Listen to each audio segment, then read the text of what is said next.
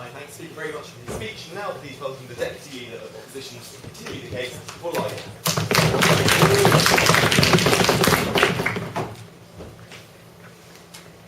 Right, ladies and gentlemen, we think that physical violence is always both ineffective and wrong, but especially so in the case of children.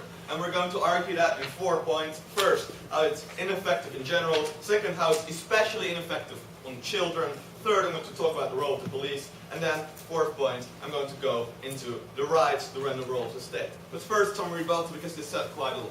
Basically, they said, well, we can't do anything currently. The police is incapable of acting and we need to prevent this. So what they're saying is basically, we need to act hard because that will be acting best. We're saying, just because it's difficult to handle this problem, doesn't mean that you should hit them. Maybe it just means you need to reform them or attack the underlying causes. Then they said, well, you know, there's kids that there's delayed punishments for the kids, so they don't understand it and they don't realize it.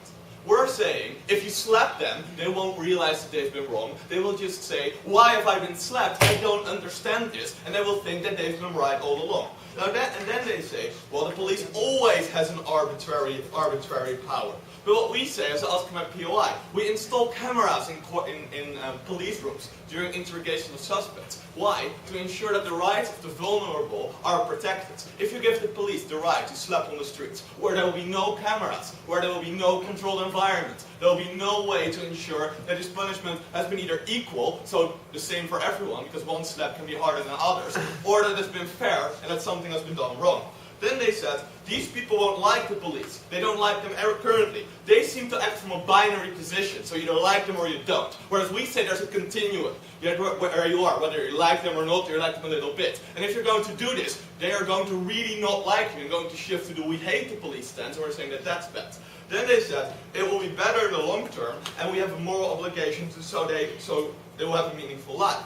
But what we say is that because the police will act in this way, and because they feel they've been wronged by the police, they will be more likely to hate the law, to not understand the law, and to actually go to the gangs. Then they said, well, a child is not fully rational, but a little rational, and in the status quo we don't punish them at all, so we should have at least some form of punishment.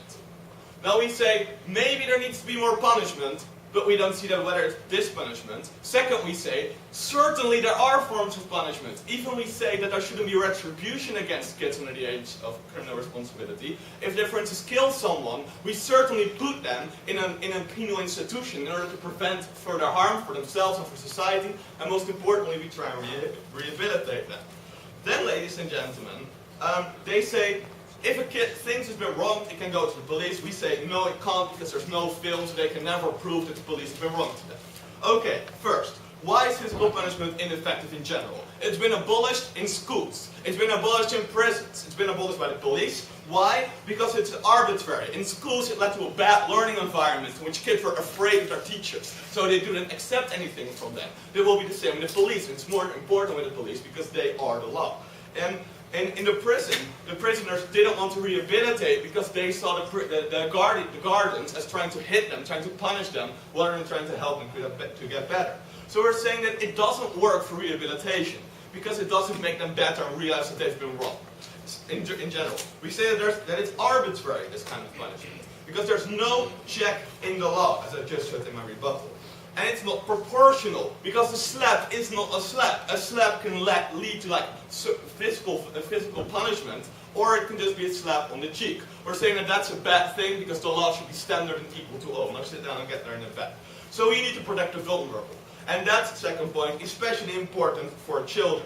Because children, as Senna already said, certainly children under the age of responsibility, we don't punish, but we try to reform. Because we say that they can't help where they are. Because they've been born with certain genes. Because they're young. Because they can be born in poverty. Because they've been in our bad state schools where they've had bad teachers and bad peers. So we're saying that they are not yet responsible. And we as a state have responsibility to say that at 18 they turn out as responsible citizens. This plan will make that worse. So they're going against their own interests. We say we need to convince these kids that they should grow up better, they should respect the law and turn out to be responsible citizens, that they should rehabilitate and grow up reformed. By a slap, they will be resentful, they won't accept that they've been wrong, they will hate the laws and the rules because they will hate the police that have slapped them. Then the police. because the police can be arbitrary, ladies and gentlemen, because usually the police is made out of the ethnic majority. So say in Britain they're usually white, whereas the kids that are doing wrong are usually ethnic minorities. Now those ethnic majority usually have the mindsets that kids from ethnic minorities are doing wrong and that they are bad. The police, because they want security and that's their responsibility, see kids as perpetrators, not as victims. So they will engage in slapping them hard. And they will try and punish them if they do get the power. And they will therefore abuse them. And also, in these kinds of instances, there is usually forms of racism, and we say that will make it bad.